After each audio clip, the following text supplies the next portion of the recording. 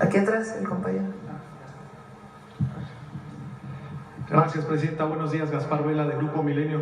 En este tema de la detención de Julio César Chávez Jr., preguntarle, el gabinete de seguridad, su gabinete de seguridad tenía ubicado que Julio César Chávez Jr. tuviera vínculos con el cártel de Sinaloa. No se mencionó en el gabinete, lo que sí es una investigación de la Fiscalía que tiene que ver con delincuencia organizada.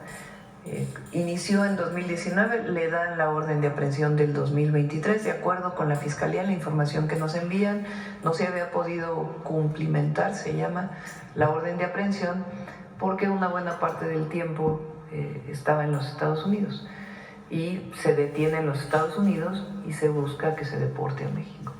En la plática que nos comenta que tuvo ayer con el fiscal general de la República, ¿no se mencionó esta relación que señaló el gobierno de los Estados Unidos ayer con el cártel de Sinaloa? No, yo solo pregunté si tenía orden de aprehensión o no.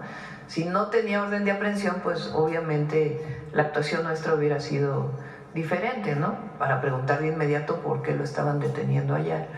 Pero una vez que la Fiscalía nos dice hay una orden de aprehensión en México, pues hay protocolos establecidos muy claros, donde ya es la Fiscalía quien atiende. Obviamente, a cualquier persona, a cualquier mexicano o mexicana, siempre se le dé el apoyo consular, siempre, tenga orden de aprehensión o no.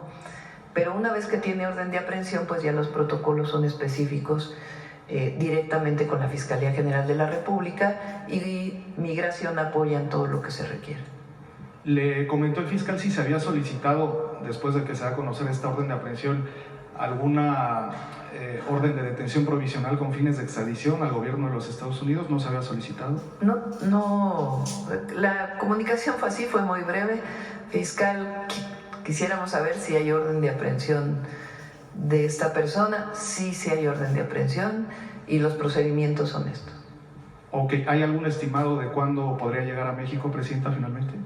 Ahí tiene que ser la Fiscalía quien esté y la información que nosotros tengamos, por supuesto, la informamos. Ok, muy bien. En un segundo tema, Presidenta, respecto a la reforma o iniciativa de reforma electoral que ya se está trabajando, que se está elaborando, ¿esta tendría o recuperaría algunos puntos de la iniciativa que en su momento presentó Andrés Manuel López Obrador? Y si usted estaría a favor de la elección de consejeros del Instituto Nacional Electoral a través del voto popular. No hemos trabajado completa la ley. Estamos formando un grupo de trabajo interno del gobierno para poder elaborarla. Algunos de los temas que más nos interesan son que no haya tanto recurso público destinado a los partidos políticos, que las elecciones no sean tan caras en nuestro país, que se generen los mecanismos para que sean transparentes, que se realicen adecuadamente, pero que no se requieran tantos recursos. Que la representación proporcional de los partidos políticos se genere de una manera distinta, que no sean las listas de plurinominales. En fin, todo esto es lo que estamos discutiendo como eje sustantivo. Y ya lo de los consejeros pues es también parte de ver cómo, si también son electos o qué esquema se seguiría. ¿Estaría abierta esa posibilidad? Pudiera ser, pero no está definida todavía, si como una propuesta del Ejecutivo. Ok, ¿y si recuperaría puntos de esta iniciativa que en su momento hizo? Sí, ahí mi punto de vista, porque ahí se planteaba casi una representación proporcional para todos los diputados y senadores. Diputados principalmente. Es decir, se ampliaban los distritos electorales y había una elección distinta, ya no había directamente el diputado que le correspondía a un distrito electoral, sino más bien era por regiones y representación. Que hay que analizarlo, evidentemente. Yo pienso que la representación proporcional, es decir, la representación de las minorías en la Cámara, que hoy se rige con listas, en el caso de la Cámara de Diputados, la lista de plurinominales, no es buena para el país, ya demostró que no es buena y que las personas que llegan ahí, pues esa decisión del partido político y no pasan por la representación o algún vínculo con la ciudadanía. Los pluris pues son pluris y nunca hacen campaña. Entonces, yo creo que la representación de las minorías es mejor como se hace en el Senado, en el caso del tercer senador por estado. Son 2 senadores del partido que gana y un tercero que es el que obtuvo el segundo lugar. ¿Qué garantía tiene eso para la ciudadanía? Pues que el candidato va a territorio, discute sus propuestas, discute su posición política, discute el proyecto, y no están ahí pues unos cuantos que son los privilegiados que siempre acaban en las listas plurinominales. Entonces es una de las propuestas que estamos haciendo y yo espero que la podamos presentar en el siguiente periodo y ya les informamos de parte del gobierno pues quiénes son los que están participando en la propuesta. ¿Elección de síndicos y regidores? Yo creo que hay que disminuir el número de, o sea, que sea de acuerdo al tamaño, pero hay municipios que tienen muchísimos y no son necesarios, son más bien cuotas que se van poniendo. ¿Con éxito la elección del Poder Judicial, los ayuntamientos, elección de síndicos y regidores? Pues habría que revisarlo, pero es importante que haya una reforma electoral en el país. Finalmente, Presidenta, ¿le dio algún reporte o qué informe le dio, mejor dicho, el canciller Juan Ramón de la Fuente esta llamada que tuvo con Marco Rubio hace unos días? Sí, les platico. Recuerden que tuve una llamada con el presidente Trump durante el G7. Ahí nuestro planteamiento es que hubiera un acuerdo más global en donde se tomara en cuenta seguridad, migración y comercio. En seguridad vamos muy avanzados con el respeto a nuestra soberanía y a la actuación en cada uno en su propio territorio. Va muy avanzados los acuerdos de coordinación y de cooperación, ya prácticamente está listo ese acuerdo. En el caso de migración, pues sobre todo en el paso por la frontera, pues ahí hay mucha colaboración. Nosotros queremos también pues que se reconozcan los mexicanos que están allá y que hablemos de los mexicanos que llevan años viviendo allá y que tienen que ser reconocidos por el gobierno de Estados Unidos. Es uno de los temas que queremos que se platique. Y en el otro tema pues está el tema general del comercio. Entonces, la llamada con Marco Rubio fue como de seguimiento de ese acuerdo. También el secretario de Economía está en contacto tanto con el secretario de Comercio de Estados Unidos como el secretario de Tratados Comerciales, y también el secretario de Hacienda con el secretario del Tesoro.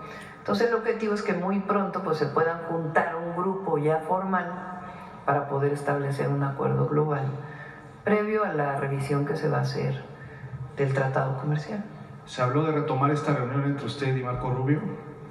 Hasta ahora no se ha planteado que pudiera venir, está pendiente, tampoco se ha negado, pero hasta ahora no hay fecha en la que pudiera venir. Pero sí un acuerdo de que hay que seguir avanzando en este acuerdo global. Muchas gracias, Presidente. Sí. Sí, pues a través de la embajada enviamos nuestras felicitaciones siempre. Sí. A ver, hasta allá atrás, que es el otro.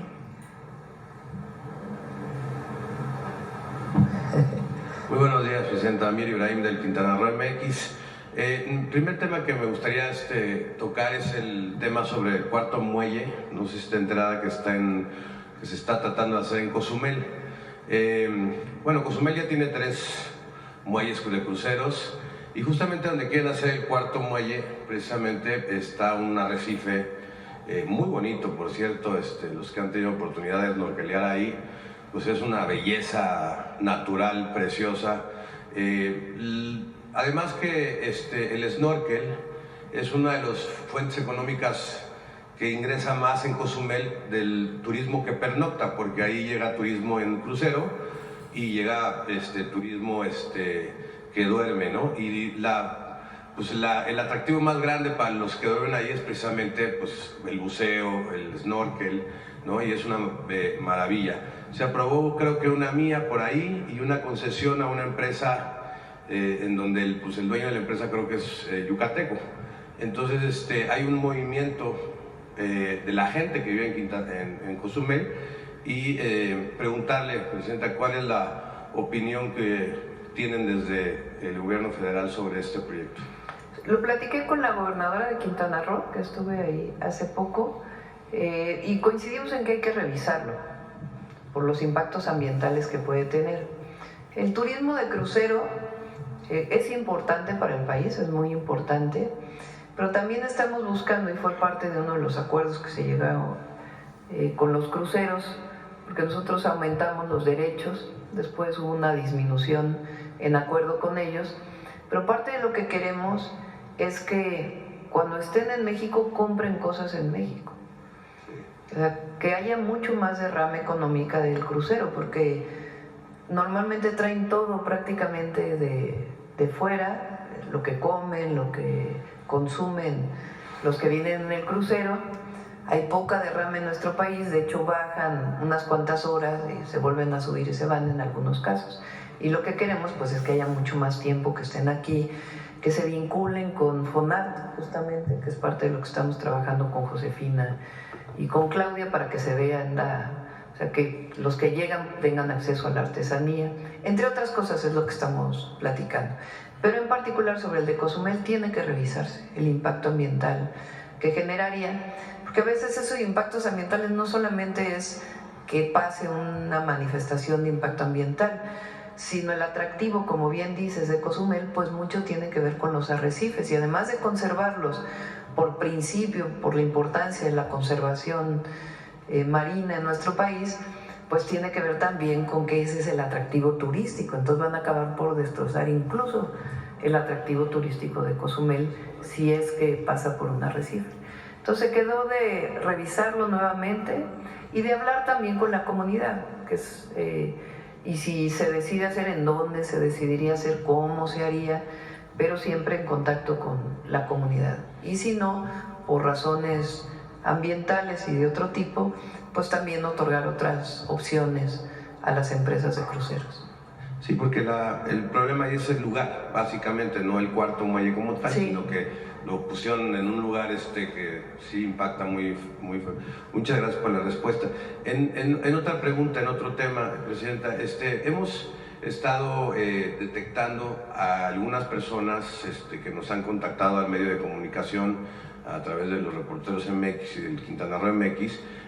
Nos han contactado personas que tienen problemas, digamos, legales en el extranjero, que han sido, como digamos, de alguna manera, pues les congelan cuentas en el extranjero, pasan por un proceso judicial en el extranjero y a pesar de que los jueces de ese país, en el caso de Panamá y otros países, no los vinculan, no los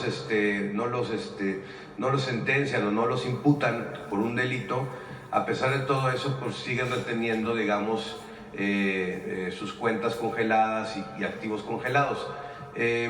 La pregunta sería, ¿qué pueden hacer este tipo de personas, este tipo de empresarios que de repente sufren este tipo de asuntos, que han pasado por un proceso legal en ese país, que no han salido culpables, ni siquiera imputados, y que aún así este país les retiene estos asuntos? ¿Qué herramientas tendrían estos mexicanos que están pasando esta situación en un país? Todos los consulados tienen la obligación de apoyar legalmente a nuestros connacionales que están fuera. Entonces, la opción pues es acercarse al consulado. Y si nos pasas el caso en particular, pues también lo revisamos. Son algunos casos que han llegado y que preguntan, ¿no? ¿Qué podemos hacer? Porque estamos... Es el consulado quien tiene se acercan a los consulados de ese país. Apoyo legal, sí. Ok. Y pues bueno, pues sería todo. Gracias, Presidente. A ver, ¿quién más? A ver, allá la compañera de verde. Gracias, Presidenta. Buenos días. Ahora vamos a ir a Veracruz. Judith Sánchez Reyes, de Perspectivas MX y Radio Milet. Con este acuerdo que se dio a conocer entre Ovidio Guzmán y autoridades de Estados Unidos, preguntarle qué evaluación han hecho sobre el impacto de este acuerdo en lo que tiene que ver con la relación bilateral con ese país y en la lucha del narcotráfico en también aquí en nuestro territorio. ¿Y qué medidas de seguridad adicionales se implementarán para prevenir posibles represalias o movimientos de grupos delictivos relacionados obviamente con Ovidio Guzmán tras este acuerdo con autoridades estadounidenses? Pues no conocemos el acuerdo. Pero lo que sabemos es que se pretende declarar culpable en uno de los juicios y que se va a concentrar en un juicio. Pero no es público ningún acuerdo al que haya llegado. ¿Qué decimos nosotros? Pues lo que dije ayer, o antier, no sé qué dije. Esta persona fue extraditado por México en un operativo que incluso causó muertes de soldados mexicanos. Entonces Estados Unidos tiene la obligación de estar en coordinación con la Fiscalía General de la República, que tiene pues la orden de aprehensión de esta persona. Entonces eso tiene que ser así, y es la relación que tiene la Fiscalía frente a estos juicios y la Secretaría del Departamento de Justicia de los Estados Unidos. Entonces eso es lo primero, eso es algo que está establecido en los acuerdos internacionales. Lo segundo es, si en este juicio sale una imputación a alguna persona en México, pues tiene que venir pruebas del gobierno de los Estados Unidos a la Fiscalía General de la República para que haga su trabajo la Fiscalía General de la República en nuestro país. Y tercero, es esta posición que no se entiende muy bien del gobierno de los Estados Unidos, porque por un lado nombra terroristas a las organizaciones delictivas, tiene una política de no negociar con terroristas, y si hay un acuerdo, pues entonces ¿en dónde queda su posición de no negociar con grupos terroristas? Tiene que quedar claro que en México hay una orden de aprehensión, que si decimos esto es porque nosotros también desde México combatimos a la delincuencia organizada y trabajamos todos los días para pacificar a nuestro país. Lo que está sucediendo hoy en Sinaloa tuvo que ver con la detención y la forma en que se dio esa detención de un miembro de la delincuencia organizada. Eso no se nos debe olvidar a nosotros, porque nosotros cooperamos, nos coordinamos, pero no estamos de acuerdo ni con el injerencismo ni con la subordinación. Entonces, aquí nadie va a defender a quien es responsable de un delito más que sus propios abogados, nadie, digamos, del gobierno. De hecho, pues vienen en general, pues las órdenes de aprehensión de investigaciones que se hacen desde el gobierno, y ahora con el fortalecimiento de la investigación y la inteligencia, pues va a haber más órdenes de aprehensión porque son coadyuvantes del Ministerio Público. Pero sí es muy importante justamente que haya coordinación y colaboración e información permanente. Uno de los 4 principios que establecen nuestras Fuerzas Armadas, que hemos retomado como los principios de la relación con Estados Unidos, es confianza mutua, no subordinación, respeto a la soberanía, coordinación y confianza mutua, porque es la única manera de colaborar y coordinarse adecuadamente. Entonces es muy importante pues que se mantengan estas investigaciones conjuntas, ellos en su territorio, nosotros en nuestro territorio, que haya información de tal manera pues, que disminuyamos la violencia en el país, que ayuden a que no haya entrada de armas de los Estados Unidos a México, que se pacifique, que logremos disminuir todavía más los delitos de alto impacto en nuestro país. Y nosotros colaboramos pues para que no entre droga a los Estados Unidos, hasta por un asunto humanitario de apoyo a las familias estadounidenses. ¿Se reforzará entonces la seguridad, por ejemplo en Culiacán, justamente para evitar algunos ataques? Es lo que no particularmente por esto. Hay un un trabajo muy importante que se está haciendo en Sinaloa. Las últimas semanas hubo un incremento de homicidios, se enviaron más fuerzas y se está haciendo un trabajo especial para Sinaloa y sobre todo para proteger a las y los sinaloenses, que es lo más importante. Y en ese sentido, Presidenta, preguntarle justamente sobre el caso de Julio César Chávez, ¿cómo piensan plantear esta cooperación con las autoridades estadounidenses justamente para combatir el crimen organizado transnacional y garantizar que se comparta pues información y pruebas relevantes, ¿no? en este tipo de casos? Y más allá de lo penal, también preguntarle cómo se manejará el mensaje y la imagen de este tipo de figuras públicas, ¿no? que están pues relacionadas, por ejemplo, en este caso en el ámbito deportivo, ante la sociedad, sobre todo los niños, los jóvenes, son personajes que en un momento dado pues fueron ejemplo, ¿no? para poder desarrollar algún deporte, y ahora pues se revela que tienen nexos con el narcotráfico. No se puede generalizar. Hay esta persona, Julio César Chávez Jr., o hijo, que tenía o que tiene una orden de aprehensión desde 2023 y es detenido en los Estados Unidos justamente o principalmente por esta orden de aprehensión y algunos cargos que se presentan allá, pero es una persona. Entonces, ¿qué buscamos nosotros? A través de mecanismos como México Canta, pues promover. Yo me pregunto, Presidenta, ¿por qué no arrestan a Cabeza de Vaca? Todo este tiempo de la guerra contra el narco. ¿Por qué no arrestaron Y también durante la época a de la Peña Anaya, Nieto, que en realidad siguió la misma a política, Ricardo Anaya, prácticamente. y a muchos Al mismo otros tiempo que salían han series tenido televisivas orden enalteciendo a los grandes delincuentes? para que sean arrestados? Como si eso ¿Y por fuera qué en este el caso mejor estilo de vida para un Julio joven César mexicano? Chávez Jr. Eso no. Y no vamos a sí censurar. corrieron luego No se a trata de censurar y que agarrarlo, eso nos a haga. arrestarlo? Desde nuestra perspectiva hay estados que han decidido incluso que prohibir algunas letras o algunas canciones. Nosotros no pensamos que la prohibición en este caso sea la mejor opción, sino promover otras visiones. A mí A través de la me música, parece en que este este caso, y arresto también a de este través del muchacho deporte. tiene otro intento.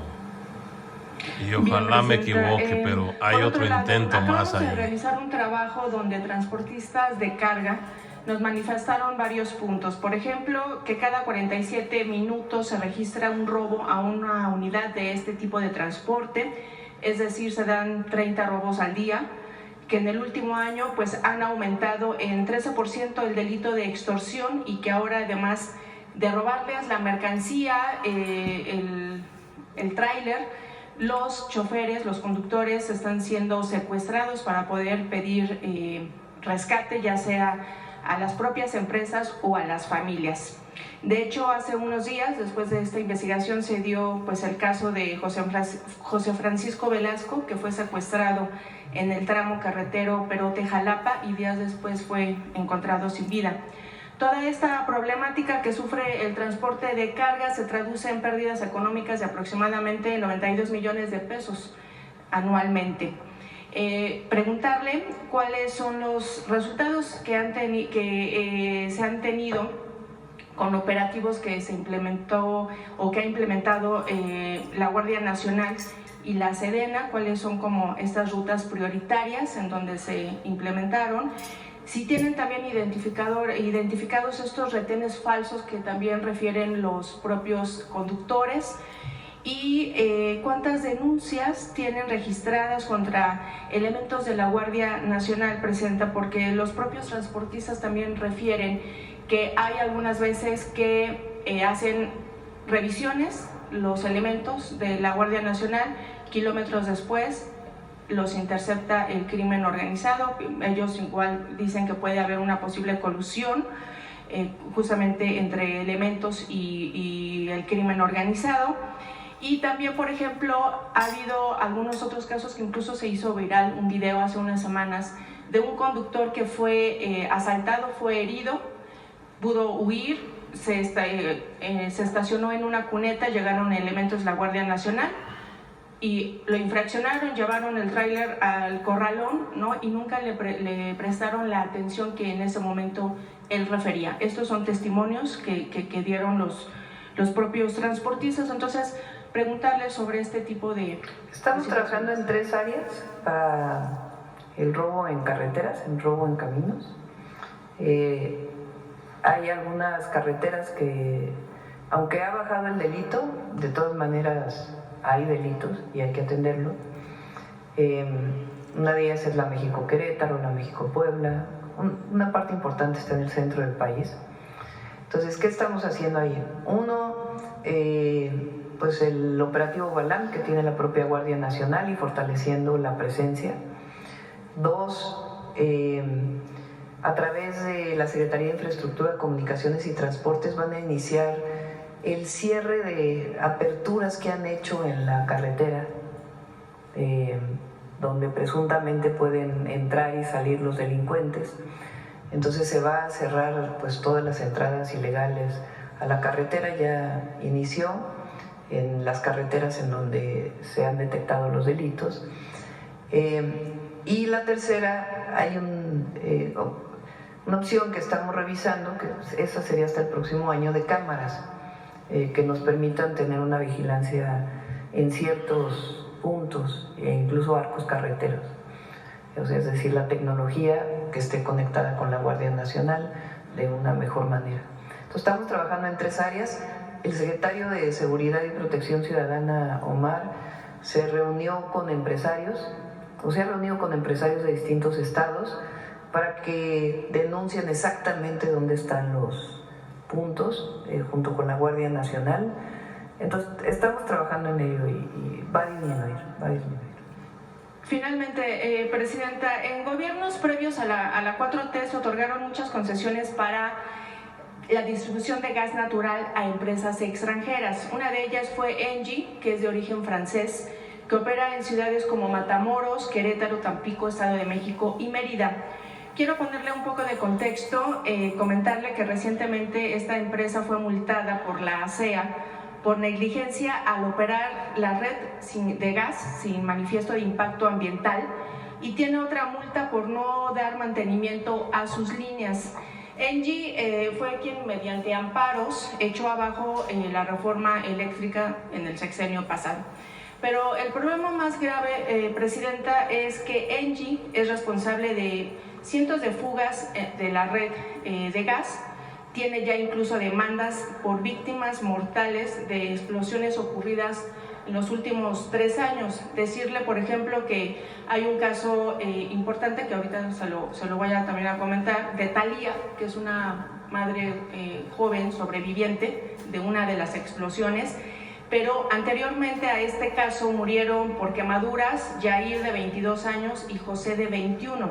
Después del caso de Talía murió Ana Belén, de 25, en Tampico, y hace unos meses Alonso, de 18, en Querétaro. Además, bueno, pues hubo varios heridos por estas explosiones, así como daños materiales. Nosotros desde hace un año le hemos dado seguimiento al caso de Salía. Le comentaba a una joven madre que sufrió este accidente el 29 de junio del 2023.